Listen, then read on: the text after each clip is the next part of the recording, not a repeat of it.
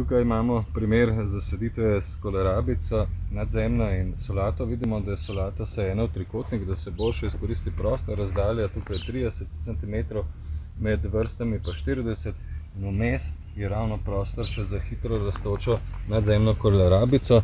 Sadimo jo ne pregloboko, tako da enostavno pleše.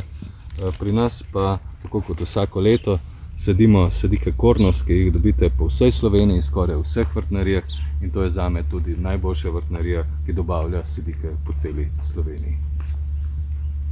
No, med solato lahko sejemo tudi redkvico.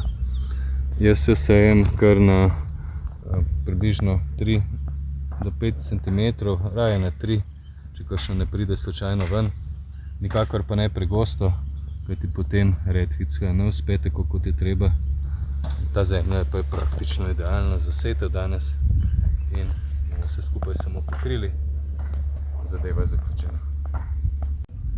Na koncu solato in nadzemno kolerabico še zalijemo. Vedno zalivamo celo gredo, nikoli samo okoli sadik.